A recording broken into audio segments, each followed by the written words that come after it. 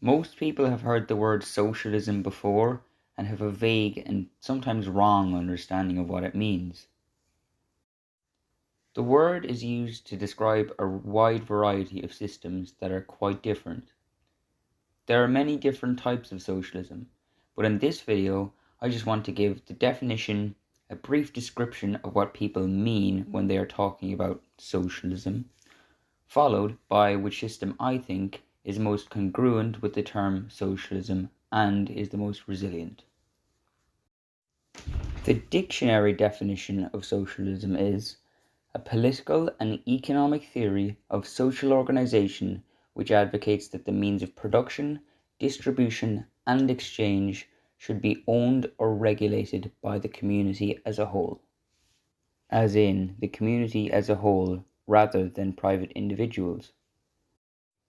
For those of you who don't know what the means of production, distribution, and exchange means, they are the facilities and resources for producing goods, for example, factories and farms, the means by which those goods are distributed, for example, roads and railroads, and how they are exchanged, for example, markets. When people talk about socialism, they are usually talking about one of three systems: social democracy, a Marxist Leninist system, or a libertarian socialist system. First of all, social democracy is a system that is prevalent in much of Europe that rose in the aftermath of the Second World War.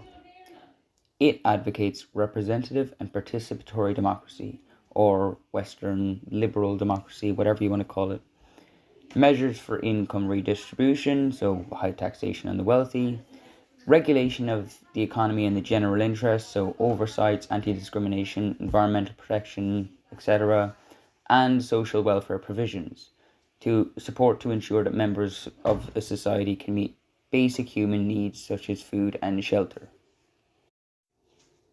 Marxist-Leninist systems have been used in the Soviet Union in the past and China today.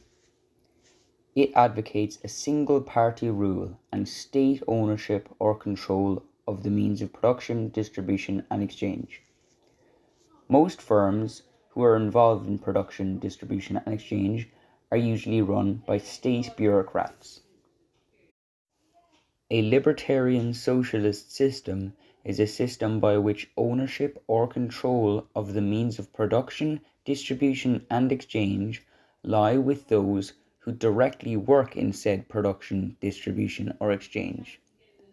Or, as Noam Chomsky points out, what the mill hands in Lowell, Massachusetts were saying during the Industrial Revolution in the United States, that those who work in the mills ought to own them and carry out democratic decision-making about how they work in conjunction with communities.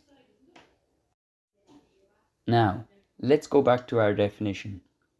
Socialism is a political and economic theory of social organization which advocates that the means of production, distribution, and exchange should be owned or regulated by the community as a whole. Social democracy does not advocate for ownership of the means of production, distribution, and exchange, but merely regulation. In this sense, we could say it fits the Googleable definition, as it does advocate for regulation, but we see, even in social democratic countries, powerful wealthy individuals lobbying the government to undo this regulation and being successful in this.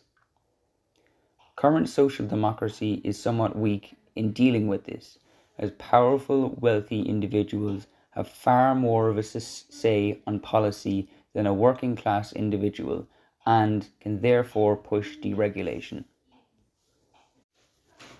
Marxism-Leninism calls for state ownership of the means of production, distribution, and exchange. Most people do call this system socialism, and understandably why. The community, the state in this scenario, owns the means of production, distribution, and exchange. This system runs into problems, however, as it is based on authoritarian rule of the state and most of the firms are run by state bureaucrats. The state bureaucrats might have no idea how to best run this firm, and crucially, the system still has the employer-employee relationship in the workplace, just like capitalism. In this sense, it is the same as capitalism, except the capitalist is replaced by a state bureaucrat. Libertarian socialism advocates for direct worker control of the means of production, distribution, and exchange.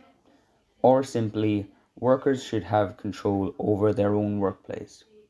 What to produce, when to produce it, how to produce it, and what to do with the profits, etc.